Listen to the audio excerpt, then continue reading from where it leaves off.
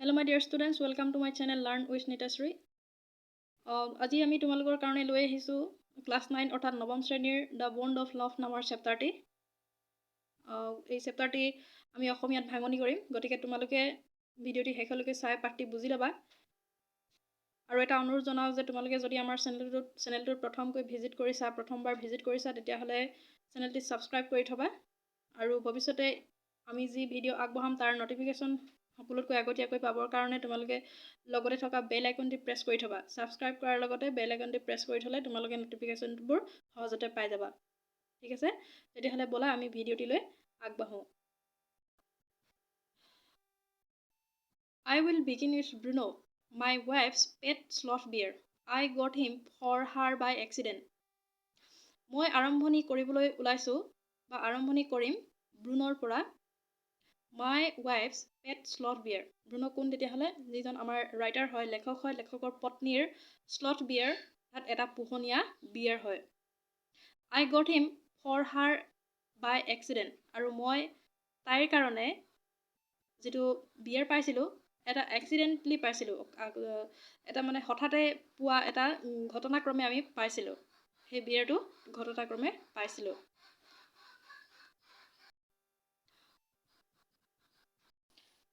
Two years ago we were passing through the sugarcane fields near Mysore. 2 বছৰৰ আগতে আমি sugarcane ফিল্ডৰ কাষেদি পাৰ হৈছিলোঁ আৰু সেই sugarcane field আছিলে মাইচুৰ নামৰ ঠাইখনত। People were driving away the wild pigs from the fields by shooting at them. আৰু তাত কিছুমান মানুহ আছিলে আৰু সেই মানুহবোৰে যিবোৰ wild pigs আছিলে, বনৰীয়া গাহৰি আছিলে, সেই গাহৰিবোৰ বন্ধুকৰ গুলিৰে মাৰিছিলে, কাৰণ সেই sugarcane ফিল্ডবোৰ এই গাহৰিবোৰে নষ্ট কৰিছিল। Some were shot and some escaped. কিছুমান শ্বুট কৰা হৈছিল অৰ্থাৎ গুলি লাগি মৰিছিল আৰু কিছুমান পলাই গৈছিল। We thought that everything was over. আমি ভাবিছিলোঁ যে সকলোবোৰ এতিয়া শেষ হৈ গ'ল, গাহৰি খেদোৱা শেষ হৈ গ'ল। When suddenly a black sloth bear came out panting in the hot sun. আৰু ঘপকৈ দেখিবলৈ পালোঁ যে এটা sloth bear আমাৰ ফালে আহি আছিল আৰু পাণ্টিং মানে হ'ল ফেফাই আহি আছিল। দৌৰ মাৰি যিহেতু ভাগৰ লাগিছিল, ফেফাইছিল, তেতিয়াহ'লে গোটেই ৰ'দত সেই বিয়াৰটো ফেফাই আমাৰ ফালে আহি আছিল। Now I will not shoot a sloth bear wantonly, but unfortunately for the poor beast, one of my companions did not feel that way about it and promptly shoot the bear on the spot. Wantonly মানে হ'ল for no good reason. এটা কোনো ভাল বিশেষ কাৰণ নোহোৱাকৈ মই কোনো ধৰণৰ প্ৰাণীক মাৰিবলৈ বা হত্যা কৰিবলৈ নিবিচাৰোঁ। I will not shoot, মই শ্বুট নকৰোঁ। কিন্তু আনফৰ্চুনেটলি দুৰ্ভাগ্যক্ৰমে কি হ'ল, for the poor beast, সেই বেচেৰা বিষ্টটোত কি হ'ল, one of my companions, মোৰ লগত যিজন আছিলে, বন্ধু আছিল, did not feel that. সি কিন্তু মই ভবা ধৰণে ভবা নাছিল, and promptly shoot the bear on the spot. আৰু লগে লগে সেই বিয়াৰটোক শ্বুট কৰি দিয়া হৈছিল।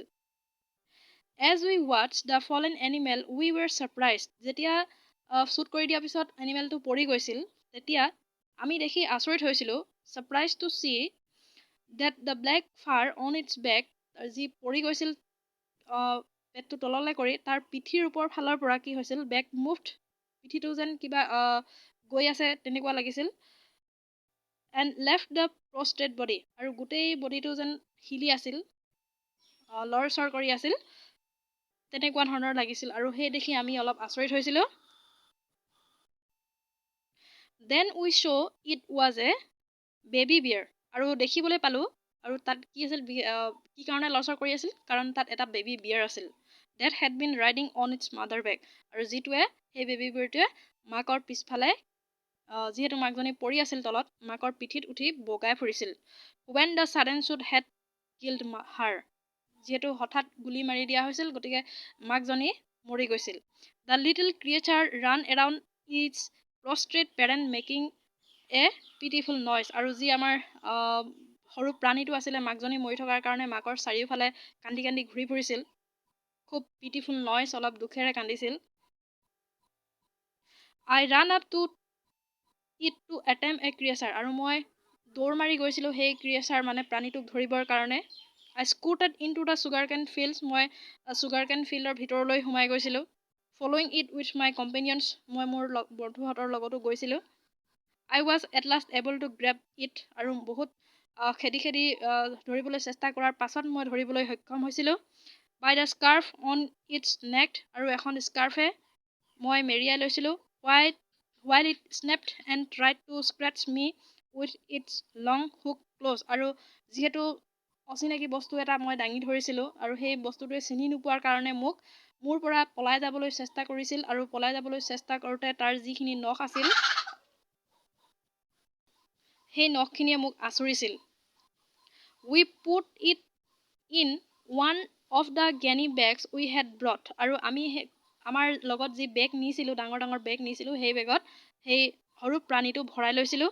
When I got back to Bangalore, মই যেতিয়া বেংগালোৰলৈ ঘূৰি আহিছিলোঁ, I duly presented it to my wife. আৰু মই মোৰ ৱাইফক সেই প্ৰাণীটো প্ৰেজেণ্ট কৰিছিলোঁ.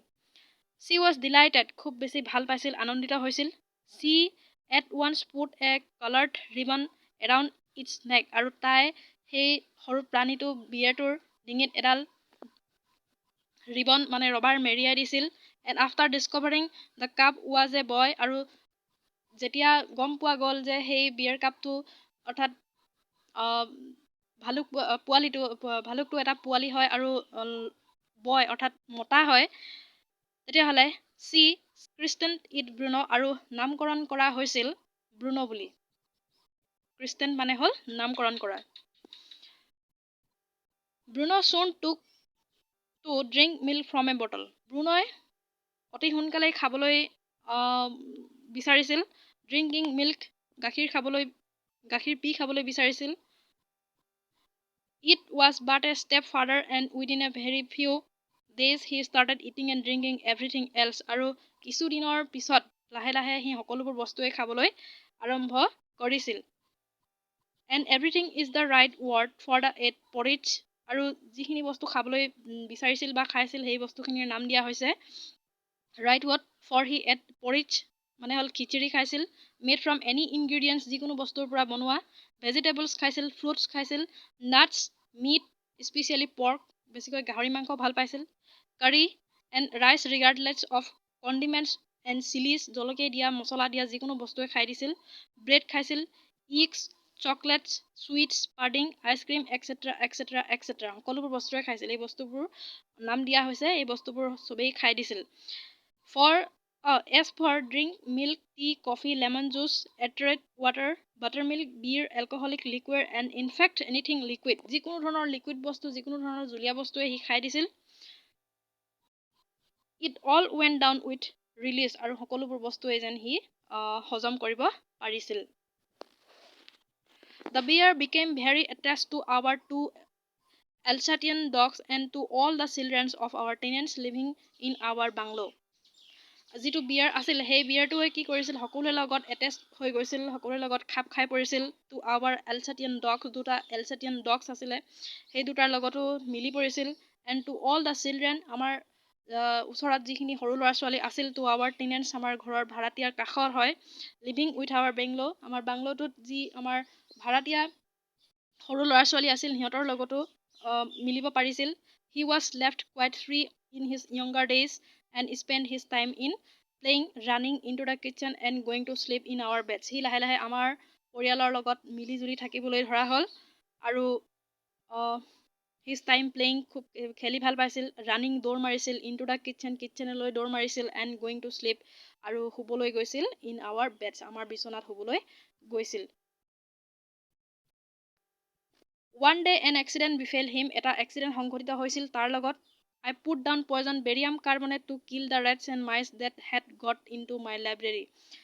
এদিনাখন তাৰ লগত এটা ঘটনা সংঘটিত হৈছিল আৰু সেই ঘটনাটো দিয়া আছে ইয়াত. I put down poison, মই অলপ পয়জন আনি থৈছিলোঁ. পয়জনটোৰ নাম দিয়া আছে barium carbonate. To kill the rats and mice, নিগনি এন্দুৰবোৰ মাৰিবৰ কাৰণে. That had got into my library, যি মোৰ লাইব্ৰেৰী আছিল সেইবোৰ কিতাপ পত্ৰবোৰ সকলোবোৰ ধ্বংস কৰিছিল. গতিকে মই বেৰিয়াম কাৰ্বনেট আনি সেইবোৰ মাৰিবৰ কাৰণে পয়জন আনি থৈছিল. ব্ৰুনো এণ্টাৰ্ড দ্য লাইব্ৰেৰী, ব্ৰুনোৱে লাইব্ৰেৰীটোত এণ্টাৰ কৰিছিল, সোমাই গৈছিল. As he often did, প্ৰায়ে সেই লাইব্ৰেৰীটোত সোমায় and he at some of the poison আৰু বেলেগ কিবা খোৱা বস্তু বুলি ভাবি গোটেইখিনি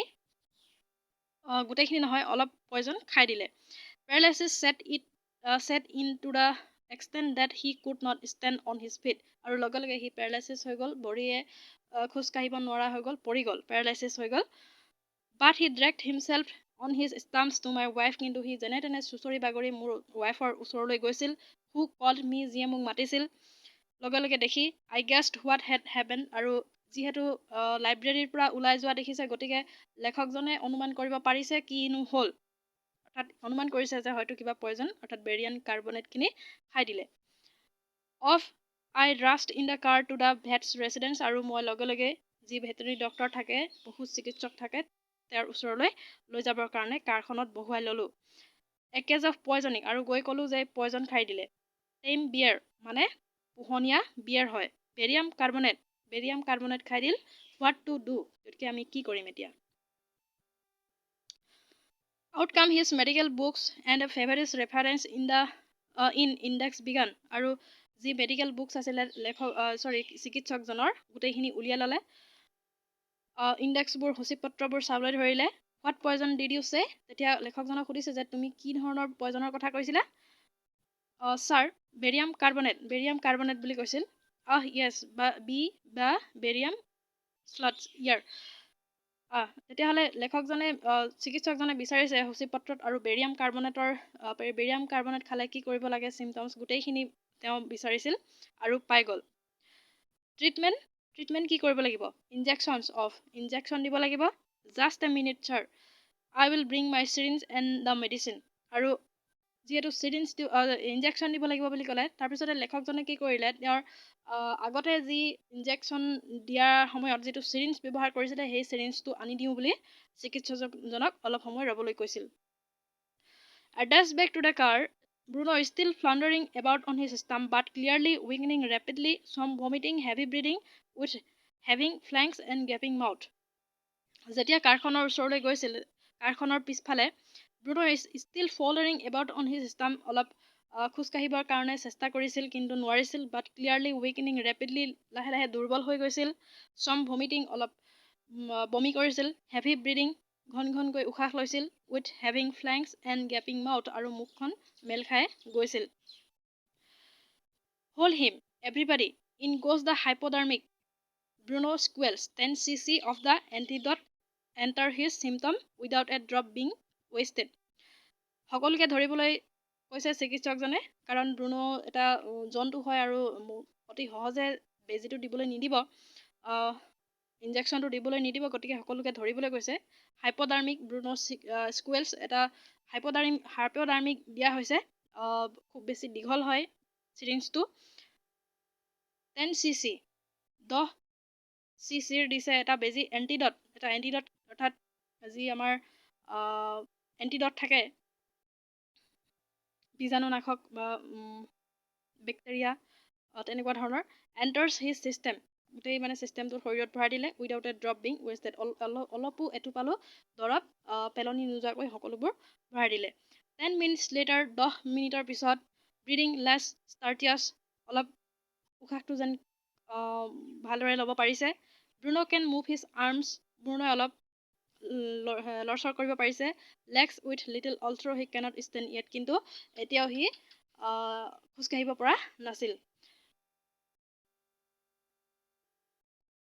10 মিনিটছৰ ভিতৰত আকৌ এটা ইনজেকশ্যন দিলে ইনজেকশ্যন দিয়াৰ পাছত অলপ বডিটো হিলিছিল তাৰ লৰচৰ কৰিব পাৰিছিল 30 minutes later Bruno gets up 30 মিনিটৰ পিছত ব্ৰুনোৱে উঠিব পাৰিলে and has a great feed আৰু খুব বেছি যেন ভোক লাগিছে তেনেকুৱা কৰিছিল he looks at us disdainfully as much as to say আৰু সি আমাৰ ফালে এনেকুৱাই চাইছিল যেন what's barium carbonate to a big black bear like me ইমান ডাঙৰ এটা বিগ ব্লেক বিয়াৰক এটা সাধাৰণ পয়জন বেৰিয়াম কাৰ্বনেটটো কি অনিষ্ট কৰিব পাৰে তেনেকৈ বুলি ভাবি চাগে আমাৰ ফালে চাইছিল বুলি লেখকে উল্লেখ কৰিছে ব্ৰুনো ইজ ষ্টিল ইটিং আৰু ব্ৰুনোৱে যিহেতু ভোক লাগিছিল গতিকে কিবা কিবি খাবলৈ দিয়া হৈছিল Another time he found nearly 1 gallon of old engine oil আকৌ এবাৰ কিবা এটা দুৰ্ঘটনা হৈছিল। সেই দুৰ্ঘটনাটো হৈছে যে 1 gallon 1 gallon কি খাই দিছিল ইঞ্জিন অইল খাইছিল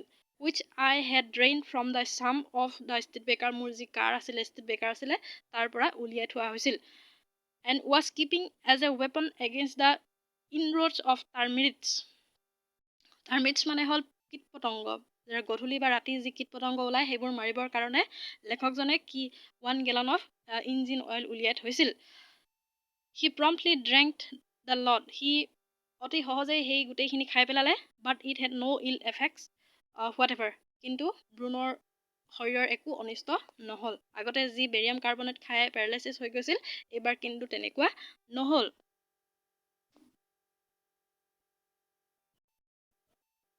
Bruno months rolled on and Bruno had grown many times the size he was when he came.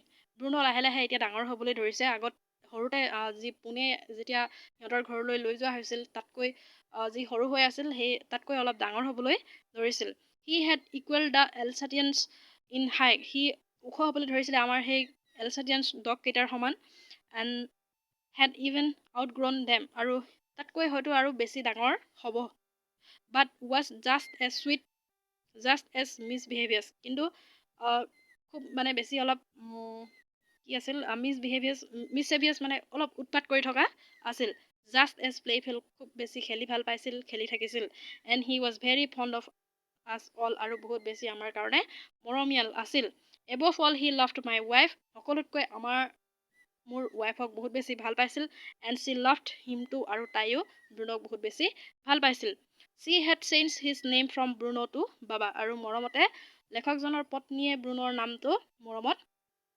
বাবালৈ পৰিৱৰ্তন কৰিছিল Hindustani word signifying small boy আৰু বাবা বোলাটো এটা হিন্দুস্তানী ৱৰ্ড হয় যিটো যাৰ অৰ্থ হ'ল small boy সৰু ল'ৰা and he could do a few tricks আৰু বহুত বেছি কিছুমান tricks কৰিব পাৰিছিল কিছুমান খেল দেখুৱাইছিল at the command Baba Rachel যদি বাবাক ৰিচেল কৰিবলৈ কোৱা হয় হুহুৰি মাৰিবলৈ কোৱা হয় or Baba box যদি box বুলি কোৱা হয় he vigorously tackled anyone who came forward for a rough and tumble আৰু যদি কেতিয়াবা তাৰ লগত ধেমালি কৰিবলৈ লোৱা হয় হেৰি কৰা কি কয় যিটো বক্সিং খেলাৰ নিচিনা বক্সিং খেলাৰ নিচিনা যদি কৰা হয় সি অতি সাহসেৰে তাৰ লগত বক্সিং কৰিবৰ কাৰণে সাজু হৈছিল Give him a stick and say Baba যদি তাক এডাল মাৰি দিয়া হয় লাঠি দিয়া হয় আৰু কোৱা হয় যে Baba hold the gun যদি বন্দুকটো ধৰা hold gun বুলি যদি কোৱা হয় and he pointed the stick at you আৰু সেই ষ্টিকডাল তোমাৰ ফালে পইণ্ট কৰি দিয়ে মানে বন্দুকটো টুৱাই দিয়ে ask him Baba where is baby আৰু যদি সোধা হয় Baba where is baby ক'ত বুলি যদি সোধা হয় and he immediately produced a curdle আৰু যদি বেবী ক'ত বুলি সোধা হয় সি কি কৰে অতি সোনকালে সি প্ৰডিউচ এ কাৰ্ডল কিবা যদি কাপোৰ কানি ওচৰত থাকে বা কিবা কিবি মাৰি চাৰি কিবা যদি থাকে তেতিয়া সি অতি সোনকালে কিবা বস্তু এটা দাঙি লৈ affectionately a stump of wood এডাল কাঠখৰি আছিল তাতে which he had carefully concealed in his sister's bed আৰু তাত সেই সৰু ল'ৰা যেনেকৈ মানুহে লয় ঠিক তেনেকৈ লৈ দেখুৱাইছিল আৰু শুৱাই দেখুৱাইছিল but because of the teenage children poor Bruno or Baba had to be kept sane most of the time কিন্তু আমাৰ ঘৰৰ লগত ওচৰত যি চিলড্ৰেনছ আছিলে সৰু ল'ৰা ছোৱালী আছিলে সিহঁতৰ হয়তো কিবা অপকাৰ কৰিব পাৰে বুলি কামুৰিব পাৰে বা আঁচুৰি দিব পাৰে বুলি বহুত দিনটোৰ বেছিভাগ সময় ব্ৰুনক চেইন লগাই থোৱা হৈছিল অৰ্থাৎ হিকলিৰে বান্ধি থোৱা হৈছিল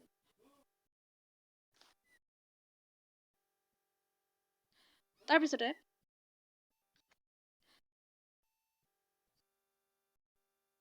Then my son and I advised my wife কিছুদিনৰ পিছত মোৰ যি পুত্ৰ আছিল son আছিল মই আৰু মোৰ পুত্ৰই মোৰ ৱাইফক এডভাইচ কৰিছিলোঁ উপদেশ দিছিলোঁ যে and friends আৰু আমাৰ যি লগৰ আছিলে বন্ধুবৰ আছিলে advise her to তেওঁলোকেও এডভাইচ কৰিছিলে to give Baba to the zoo at মাইচুৰৰ এটা জুত মানে এখন চিৰিয়াখানাত বাবাক দি দিব লাগে কাৰণ বাবা এতিয়া ডাঙৰ হৈ আহিছে he was getting too big to keep at home কাৰণ বাবা এতিয়া খুব বেছি ডাঙৰ হৈ আহিছে ঘৰত ৰাখিবৰ কাৰণে after some weeks of such advice she at last consented বহুত বেছি জোৰ কৰাৰ পাছত at least মোৰ ৱাইফে এইটো কথাত মান্তি হ'বলৈ ইচ্ছা কৰিছিল hastily অতি সোনকালেই and before she could change her mind তাৰ মাইণ্ডটো তাৰ আগতেই সলনি হোৱাৰ আগেই নিদিওঁ বুলি কৈ দিব পাৰেতো গতিকে মাইণ্ডটো সলনি হোৱাৰ আগেই কি কৰিলে অতি সোনকালেই A letter was written to the curator of the zoo.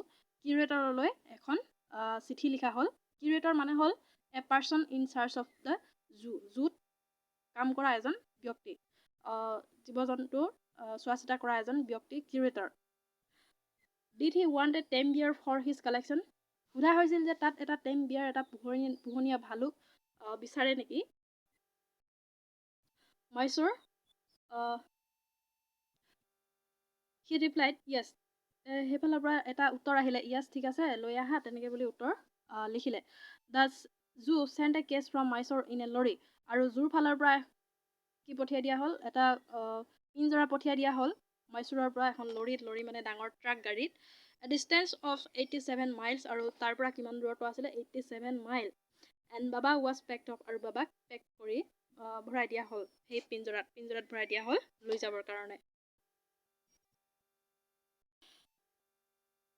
We all missed হিম গ্ৰেটলি পঠিয়াই দিয়াৰ পাছত বহুত বেছি আমি বাবাক মনত পৰিছিল বাট ইন এ চেন্স উই ৱেৰ ৰিলিফড কিন্তু এফালৰ পৰা আমি অলপ শান্তি অনুভৱো কৰিছিলোঁ কি কাৰণে শান্তি অনুভৱ কৰিছিল তোমালোকে অনুমান কৰিব পাৰিছানে কাৰণ যি ওচৰত সৰু ল'ৰা ছোৱালী আছিলে সেই সৰু ল'ৰা ছোৱালীৰ কাৰণে বাবালৈ ভয় আছিলে চেইন লগাই থ'ব লগা হৈছিল গতিকে সেইফালৰ পৰা লেখক আৰু লেখকৰ পত্নী অৰ্থাৎ সিহঁতৰ পৰিয়ালটোৱে অলপ শান্তি পাইছিল মাই ৱাইফ ৱাজ ইনকনচলেবল মোৰ ৱাইফে কিন্তু মানি ল'ব পৰা নাছিলে ঘটনাটো চি ৱেপ্ট এণ্ড ফ্ৰিটেড বহুত বেছি ৱেপ্ট মানে চিন্তা কৰিছিল আৰু খাবলৈ এৰি দিছিল for the first few days প্ৰথম কেইদিনমান she would not eat a thing একো বস্তু খাবলৈ ইচ্ছা কৰা নাছিল খুব বেছি মন বেয়া কৰি আছিল চিন্তা কৰি আছিল then she wrote a number of letters to the curator বহুত বেছি চিঠি লিখিছিল কিউৰেটৰলৈ হাউ ৱাজ বাবা কেনে আছে বেক কাম দ্য ৰিপ্লাইজ আৰু তাৰ চিঠিৰ উত্তৰত কি আহিছিল ৱেল বাট ফ্ৰেটিং বাবা এতিয়া ঠিকে আছে কিন্তু ফ্ৰেটিং মানে বহুত বেছি চিন্তা কৰি আছিল she refuse to feed too আৰু বাবায়ো বহুত বেছি যিহেতু চিন্তা কৰিছিল আৰু খাবৰ কাৰণে মানা কৰিছিল একো খোৱা নাছিল after that friends visiting Mysore কেইদিনমানৰ পাছত যিসকল মোৰ ফ্ৰেণ্ডছ আছিলে সেই মহীশূৰলৈ গৈছিল were back to make a point of going to the zoo আৰু সিহঁতক কোৱা হৈছিলে অনুৰোধ কৰা হৈছিলে যে জুলৈ এপাক যাবৰ কাৰণে বাবাক চাই আহিবৰ কাৰণে এণ্ড চিং হাউ বাবা ৱাজ গেটিং এলং আৰু বাবা কেনেনো আছে চাবৰ কাৰণে ফ্ৰেণ্ডছসকলক অনুৰোধ জনাইছিল দে ৰিপৰ্টেড ডেট আৰু সিহঁতে আহি কৈছিল যে he was well but looked very থিন এণ্ড ছেড আৰু সিহঁতে আহি কৈছিল যে বাবা এনেইতো ঠিকে আছে কিন্তু বহুত বেছি চিন্তা কৰি থাকে আৰু দুখী দেখিবলৈ পোৱা গৈছিল আৰু ক্ষীণ হৈ গৈছে যিহেতু বাবাই খাবলৈ এৰি দিছিল গতিকে ক্ষীণ হৈ গৈছিল all the keepers at the zoo said he was fretting সকলো জুৰ যিমানখিনি কিপাৰ্ছ আছিলে চোৱা চিতা কৰা ব্যক্তি আছিলে সিহঁতেও কৈছিল বাবাই খুব বেছি চিন্তা কৰি থাকে বুলি ফৰ 3 months 3 মাহ হৈ গ'ল I manage to restrain my wife from visiting Mysore আৰু মই মোৰ ৱাইফক যেনে তেনে মান্তি কৰাই থৈছিলোঁ যে বাবা হয়তো ঠিকে আছে কেইদিনমানৰ পাছত ঠিক হৈ থাকিব আৰু এতিয়া আমি মহীশূৰলৈ নাযাওঁ তেনেকৈ বুলি ৱাইফক অলপ বুজাই বঢ়াই থৈছিল কিন্তু then she said one day এদিন তাই নিজেই কৈছিল আই মাষ্ট চি বাবা মই বাবাক চাব বিচাৰোঁ মই যাব লাগিব এইডাৰ ইউ টেক মি বাই কাৰ যদি মোক তুমি কাৰত লৈ যোৱা নহ'লে আই উইল গ' মাই চেল্ফ বাই বাছ নহ'লে মই নিজেই যাম বাছত অৰ ট্ৰেইন নহ'লে ট্ৰেইনত যাম চ' আই টুক হাৰ বাই কাৰ গতিকে এনেধৰণৰ কথা এনেকৈ কোৱাৰ পাছত লেখকজনে নিজেই নিজৰ কাৰত উঠাই লৈ লেখকৰ ৱাইফক লৈ যোৱা হ'ল ফ্ৰেণ্ডছ হেড কনজেক্টাৰ্ড ডেট দ্য বিয়াৰ উড নট ৰেকগনাইজ হাৰ মোৰ যিসকল ফ্ৰেণ্ডছ আছিলে তেওঁলোকে অনুমান কৰিছিল কনজেক্টাৰ্ড মানে হ'ল অনুমান কৰিছিল যে ব্ৰুন'ই এই লেখকজনৰ পত্নীক চিনি নাপাব I had thought so' too ময়ো তেনেকেই বুলিয়েই ভাবিছিলোঁ but while she was yet some years from his cage কিন্তু বহুত দূৰৰ পৰা যেতিয়া পিঞ্জৰাত যেতিয়া আছিলে বহু দূৰৰ পৰাই লেখকজনৰ পত্নীক বাবাই চিনি পালে and recognise her he hold with happiness খুব বেছি আনন্দ পোৱাৰ পিছত চিঞৰিবলৈ ধৰিছিল চিৰানা টু হিম আৰু তাই বাবাৰ ওচৰলৈ দৌৰ মাৰি গৈছিল পেটেড হিম থ্ৰু দ্য বাৰ্ছ বাৰৰ বাহিৰৰ পৰাই অৰ্থাৎ পিঞ্জৰাৰ বাহিৰৰ পৰাই তাৰ ব্ৰুনক মূৰত হাত ফুৰাই দিছিল and he stood on his head in delight আৰু খুব বেছি যিহেতু ভাল পাইছিল ব্ৰুন'ই তাৰ মূৰটো লেখকজনৰ পত্নীৰ ওচৰলৈ লৈ আহিছিল। খুব বেছি আনন্দিত হৈছিল লেখকজনৰ পত্নীক লগ পাই। ফৰ দ্য নেক্সট 3 hours, বহুত বেছি 3 ঘণ্টা সময়, আগত 3 ঘণ্টা সময়, she would not leave the case, তাই কেছটোৰ ওচৰৰ পৰা অহা নাছিল। she gave him tea, তাই টি খাবলৈ দিছিল, লেমনেড খাবলৈ দিছিল, cakes, ice cream and what not, আৰু যে বহুত কিবা কিবি খাবলৈ দিছিল। দেন ক্লজিং টাইম হৈ গ'ল, came and we had to leave, আৰু আমি ঘৰলৈ এতিয়া যাব লাগে। মাই ৱাইফ ক্ৰাইড বিটাৰলি, মোৰ ৱাইফেও বহুত কান্দিবলৈ ধৰিছিল। বাবা ক্ৰাইড বিটাৰলি, বাবায়ো কান্দিবলৈ ধৰিছিল। ইভেন দ্য হাৰ্ডেন কিউৰেটৰ, যিসকল কিউৰেটৰ আছিল, এণ্ড দ্য কিপাৰ্ছ, আৰু যিসকল কিপাৰ আছিলে, ফেল্ট ডিপ্ৰেছ, আৰু বহুত বেছি মনটো বেয়া কৰিছিল। As for me, I had reconciled myself to what I knew was going to happen next, আৰু ময়ো অনুমান কৰিব পাৰিছিলোঁ যে এতিয়া আগলৈ কি হ'বগৈ পাৰে। Oh please sir, she asked the curator, may I have my baba back? তেতিয়া লেখকজনে যি ভাবিছিল সেয়াই হৈছেগৈ। লেখকজনে ভাবিছিল যে এতিয়া হয়তো লেখকজনৰ পত্নীয়ে বাবাক ঘৰলৈ নিবলৈ বিচাৰিব, সেয়াই হ'লগৈ। তেতিয়া লেখকজনৰ পত্নীয়ে কৈছে, sir may I have the বাবা বেক, মই মোৰ বাবাক ঘৰলৈ লৈ যাব পাৰোঁনে? হেজিটেণ্টলি হি আনচাৰ্ড, অতি সোনকালেই খৰধৰকৈ হি আনচাৰ কৰিছিলে, madam he belongs to the zoo, এতিয়া সি জুৰ কৰ্তৃপক্ষৰ ভিতৰত আছে, জুৰ আণ্ডাৰ হৈ আছে, এণ্ড ইজ গভৰ্ণমেণ্ট প্ৰপাৰ্টি নাও, আৰু এতিয়া চৰকাৰী সম্পদ হৈ আছে। I cannot give away government property, গতিকে মই আপোনাক এই গভৰ্ণমেণ্ট প্ৰপাৰ্টিটো, চৰকাৰী সম্পদটো এৰি দিব নোৱাৰোঁ। বাট ইফ মাই বছ, মোৰ যিজন ওপৰৰ ব্যক্তি আছে, মোৰ যিজন ওপৰৰ কৰ্মচাৰী আছে, বছ, দ্য চুপ্ৰিটেণ্ডেণ্ট অফ বেংগলোৰ এগ্ৰিজ, বেংগলোৰ চুপ্ৰিটেণ্ডেণ্টে যদি এগ্ৰি হয়, certainly you may have him back, তেতিয়াহ'লে নিশ্চয় আপুনি এই বাবাক ঘৰলৈ লৈ যাব পাৰিব। There followed the return journey to Bangalore and visit to the superintendent's Bangalore, আৰু আমি সেইদিনা ঘৰলৈ ঘূৰি আহিলোঁ। ঘৰলৈ ঘূৰি অহাৰ পাছত আমি পিছদিনা ক'লৈ যোৱাৰ কথা চিন্তা কৰিছিলোঁ, চুপ্ৰিটেণ্ডেণ্টছ বাংগালোৰলৈ যোৱাৰ কথা চিন্তা কৰিছিলোঁ। এ টিয়াৰফুল প্লিডিং, আৰু খুব দুখেৰে এখন চিঠি লিখা হৈছিল। Baba and I are both fretting for each other, Baba আৰু মই দুইজনে দুইজনৰ কাৰণে বহুত বেছি চিন্তা কৰিছিলোঁ, দুইজনে দুইজনক বহুত বেছি মনত পেলাইছোঁ। Will you please give him back to me, মোক ঘূৰাই দিব পাৰিবানে? He was kind hearted man and contented, খুব বেছি যিহেতু তেওঁ এজন কাইণ্ড হাৰ্টেড, দয়ালু ব্যক্তি আছিল, মানুহৰ মনৰ কথা বুজি পায়, গতিকে কথাটো অলপ গুৰুত্ব দিছিল।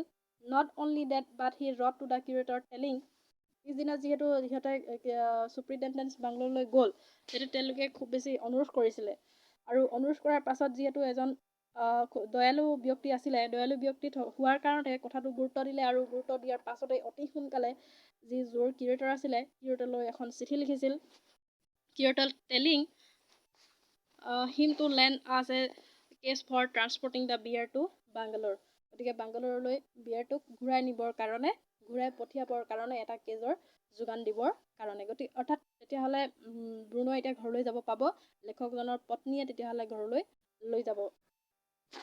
Back we went to Mysore again, আৰু আমি এতিয়া মাইচুৰলৈ পুনৰ ঘূৰি আহিলোঁ। Armed with the superintendent's letter, Baba was driven in to a small case, আৰু তেতিয়াহ'লে এতিয়া চুপ্ৰিটেণ্ডেণ্টে যিহেতু আদেশ দিলে বাবাক ঘৰলৈ যাবৰ কাৰণে, তেতিয়াহ'লে বাবাক এতিয়া ঘৰলৈ লৈ যোৱা হৈছে। কেজো এটা দিলে। দ্য কেছ ৱাজ টাইট ছিকিউৰলি, আৰু আমাৰ যি গাড়ী আছিলে, গাড়ীৰ ওপৰতে কেছটো থোৱা হ'ল আৰু টাইটকৈ বন্ধা হ'ল। এণ্ড শ্ল' আৰু লাহে লাহে, and careful return journey to Bangalore was accomplished, আৰু লাহে লাহে আমি ঘৰলৈ বুলি বাবাক লৈ ৰাওনা হ'লোঁ। Once home, escorted of police were engaged for special work in our compound, আৰু সেই সময়ত আমাৰ ঘৰৰ চৌপাশে কিছুমান পুলিচ মানে কাম কৰা ব্যক্তি আমাৰ ঘৰত কাম কৰি আছিল। And island was made for Baba, কি কামত ব্যস্ত আছিল, এটা আইলেণ্ড বনাই দিবৰ কাৰণে, বাবাৰ কাৰণে। It was 20 feet long, 20 feet দীঘল, এণ্ড 15 feet ৱাইড, আৰু 15 feet বহল, and was ছাৰাউণ্ডেড by dry pit, আৰু বিভিন্ন ধৰণৰ জাবৰ জোথৰ জেং কিবা কিবি দিয়া হৈছে। আৰু মুঠ 6 feet ৱাইড আৰু 6 feet বহল আছিলে, দ আছিলে, and 7 feet deep. 6 feet wide, যিহেতু দ আছিলে, তলতটো মাটি খান্দি দিয়া হৈছিল, আৰু তাৰ গভীৰতা আছিলে, যিটো বহল আছিলে, বহলটো আছিলে 6 feet, আৰু যি দ আছিলে অৰ্থাৎ গভীৰতা আছিল 7 feet deep. A wooden box that once housed foals was brought and put on the island for Baba to sleep in at night.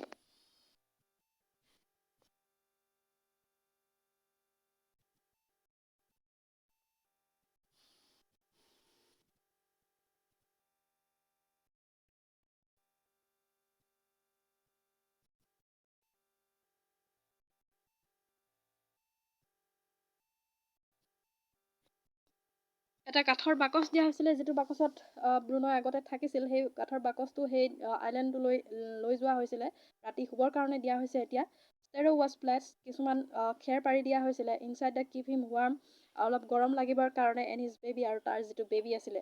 Baby মানে কেনেকুৱা বেবী আছিলে? কাঠৰ আছিলে, নহয় জানো? সঁচা বেবী নহয়, এইটো মিছা baby. The gnarl stump along with his gun, তাৰ যি বন্দুক আছিলে, তাৰ যিডাল মাৰি আছিলে, সেইডালো দিয়া হৈছে।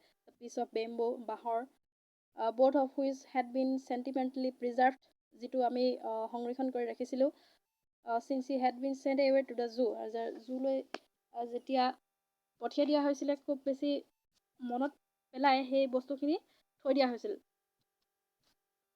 আৰু ব্ৰুনক এতিয়া পিছত লৈ অহাৰ পাছত সেই বস্তুখিনি এতিয়া ব্ৰুনক থাকিবৰ কাৰণে দিয়া হৈছে। In a few days, the police hosted the case. কেইদিনমানৰ ভিতৰতে সেই পুলিচখিনিয়ে, কাম কৰা ব্যক্তিখিনিয়ে সেই কেছটোৰ অন দ্য আইলেণ্ড অফ বাবা ৱাজ ৰিলিজ, আৰু সেই কেছটোৰ পৰা উলিয়াই দিলে, আৰু বাবা এতিয়া ৰিলিজ হৈ গ'ল। হি ৱাজ ডিলাইটেড, খুব বেছি আনন্দিত হৈছিল। ষ্টেণ্ডিং অন হিজ হিন লেগছ, তাৰ যি আগফালৰ ঠেং দুটা আছিলে, সেই ঠেং দুটা দাঙি সি থিয় হৈ দিছিল। হি পইণ্টেড হিজ গান, তাৰ যিটো বন্দুক আছিলে, সেই বন্দুকটো টোৱাই দিছিল। অৰ্থাৎ ব্ৰুনোৱে একোৱে পাহৰা নাছিল, নহয় জানো? এণ্ড কাৰ্ডেল হিজ বেবী, আৰু তাৰ যি বেবী আছিলে সেইটো দাঙি লৈছিল। My wife spend hours sitting on a chair, মোৰ ৱাইফে ঘণ্টা ঘণ্টা ধৰি তাৰ লগত বহি বহি কটাইছিল। Chair there while he sat on the lap, আৰু তাৰ কোচতে বহি দিছিল। হি ৱাজ 15 months অল্ড, আৰু এতিয়া তাৰ বয়স কিমান হ'লগৈ? 15 months, অৰ্থাৎ 15 মাহ হৈ গ'ল। এণ্ড ভেৰি হেভিটো, আৰু অলপ বেছি গধুৰো হৈছে। The way my wife reaches the island, মোৰ ৱাইফে যিটো খুব বেছি বহল আৰু দকৈ সেই আইলেণ্ডটো বনাই দিয়া হৈছিলে, কষ্ট কৰি পুলিচবোৰে বনাই দিছিল। মোৰ ৱাইফেনো কেনেকৈ ইমান সহজতে যাব পাৰিছিল, সেইটো কথা লেখকজনে ক'বলৈ বিচাৰিছে। গতিকে কেনেকৈ গৈছিল island and leaves in the interesting, বহুত ইণ্টাৰেষ্টিং হয় জানিবৰ কাৰণে। আই হেভ টাইড এ ৰপ, মই এডাল ৰপ মানে ৰছী বান্ধি দিছিলোঁ টু দ্য অভাৰ হেঙিং ব্ৰাঞ্চ অফ এ মেংগ', তাত ওচৰত এজোপা মেংগ' ট্ৰী আছিলে। মেংগ' ট্ৰী তাৰ যি ডাল আছিলে, তাত মই সেই মোৰ ৰছীডাল বান্ধি দিছিল। With a loop and at its end, আৰু এডাল লুপ মানে এডাল মাৰি বান্ধি দিয়া হৈছিলে সেই তাৰ যিটো আগ আছিলে, তাত এডাল আগ, ৰছীডালৰ দুটা আগ নাথাকে জানো? এটা আগত সেই মেংগ' ট্ৰীৰ ডালটো বান্ধি দিছিল ওপৰত, আৰু তলত এটা মাৰি বান্ধি দিয়া হৈছিলে, লাঠি বান্ধি দিয়া হৈছিল। Putting 1 feet into the loop, আৰু এটা সেই লুপটোত এটা ভৰি দিব পাৰিছিল। 6 kicks অফ উইথ দ্য আদাৰ, এটা ভৰি সেই লুপটোত থোৱা হৈছিল, আৰু ইটো ভৰিয়ে নিজকে ঠেলা মাৰি পঠাইছিল। টু ব্ৰিজ দ্য 6 foot গেপ, তাৰ 6 foot গেপ, তাৰ যিটো গেপ আছিলে 6 ফুট আছিলে, সেই 6 ফুট গেপ লেখকজনৰ পত্নীয়ে নিজকে ঠেলা মাৰি পঠিয়াইছিল। That constitutes the weight of the surrounding pit, আৰু তাতে গৈ লেখকজনৰ পত্নীয়ে পাই গৈছিলগৈ। The return journey is made the same way, আৰু ঘূৰি অহা পৰ্যায়টোত তেনেকুৱাই আছিলে। এটা ভৰিয়ে লেখকজনৰ পত্নীয়ে এটা ভৰি লুপটোত থৈ আনটো ভৰিয়ে নিজকে ঠেলা মাৰি পঠাইছিল। সেই ৰিটাৰ্ণ জাৰ্ণিটো একেধৰণেই আছিল। বাট হু কেন চে, কিন্তু এয়াই আছিল যি মানে ৰিটাৰ্ণ জাৰ্ণি। তাৰপিছত কৈছে বাট হু কেন চে, কোনেনো ক'ব পাৰে, নাও ডেট এ শ্লথ বিয়াৰ হেজ ন' চেন্স অফ এফেকশ্যন, এটা ভালুকৰ মনোভাৱ নাথাকে নেকি, কথাবোৰ বুজি নাপায় নেকি? তেনেকৈ কোনেও ক'ব নোৱাৰে, সকলোবোৰেই বুজি পায়। No' memory and no' individual characteristics, কোনেও ক'ব নোৱাৰে যে তাৰ কোনো ধৰণৰ স্মৃতি শক্তি নাই, কথাবোৰ মনত ৰাখিব নোৱাৰে, বা এটা নিজা বৈশিষ্ট্য নাই, তেনেকৈ বুলি কোনো ক'ব নোৱাৰে। চ' ডিয়াৰ ষ্টুডেণ্টছ, এয়াই আছিল আমাৰ দ্য বণ্ড অফ লাভ নামৰ যিটো লেচনটো লিখিছিলে নীট এণ্ডাৰছন। তোমালোকে এইটো মনত ৰাখিবা। আশা কৰোঁ তোমালোকে লেচনটো পঢ়ি বুজি পালা। তোমালোকে কমেণ্ট কৰি জনাবাচোন লেচনটো পঢ়ি কেনেকুৱা লাগিল। আৰু পিছত পুনৰ এটা অনুৰোধ জনাইছোঁ তোমালোকে প্লিজ এইটো ছাবস্ক্ৰাইব কৰি থ'বা।